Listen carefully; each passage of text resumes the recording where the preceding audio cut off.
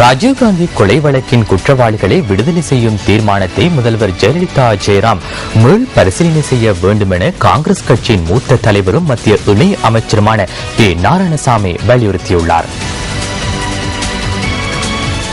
சிறந்த தலைவரும் நாட்டின் பிரதமருமான ராஜீவ் காந்தியை குற்றவாளிகள் கொலை செய்துள்ளதாக புதுச்சேரியில் செய்தியாளர்கள் சந்திப்பில் அவர் கூறியுள்ளார்.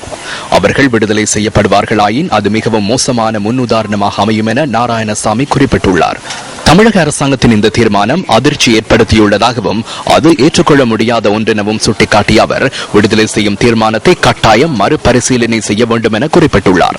1991ஆம் ஆண்டு ராஜீவ்காந்தி கொலை செய்யப்பட்ட பின்னர் தமிழீழ விடுதலை புலிகளுக்கு கடுமையான எதிர்ப்பை ஜெயலலிதாவின் அனைத்து இந்திய அண்ணா திராவிட முன்னேற்ற கழகம் வெளியிட்டதாக அவர் சுட்டிக்காட்டியுள்ளார்.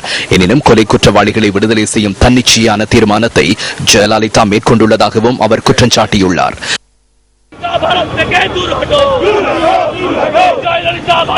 இதேவேளை ராஜீவ்காந்தி கொலை குற்றவாளிகளை விடுதலை செய்யும் தமிழக அரசாங்கத்தின் தீர்மானத்திற்கு ஆதரவாகவும் எதிராகவும் இந்தியாவின் பல்வேறு பகுதிகளில் ஆர்ப்பாட்டங்கள் முன்னெடுக்கப்பட்டுள்ளன. இதனிடையே குற்றவாளிகளை விடுதலை செய்வதற்கு உச்சநீதிமன்றம் இடைக்கால தடை விதித்துள்ளமைக்கு எதிராக தமிழகத்தின் நாம் தமிழர் கட்சி சென்னையில் ஆர்ப்பாட்டத்தை நடத்தியுள்ளது. சுலோகங்களை ஏந்திய ஆர்ப்பாட்டக்காரர்கள் கூச்சலிட்டதுடன் பிரதமர் மன்மோகன் சிங் மற்றும் ஆளும் காங்கிரஸ் கட்சி தலைவர் சோனியா காந்தி ஆகியோரின் உருவ பொம்மைகளையும் எரியூட்டியுள்ளனர். மத்திய அரசாங்கம் தாக்கல் செய்த மனுவை அடுத்து ராஜீவ்காந்தி கொலை குற்றவாளிகள் 7 பேரையும் விடுதலை செய்யும் தமிழக அரசாங்கத்தின் தீர்மானத்திற்கு இந்திய உச்சநீதிமன்றம் கடந்த வியாழக்கிழமை இடைக்கால தடை விதித்திருந்தது.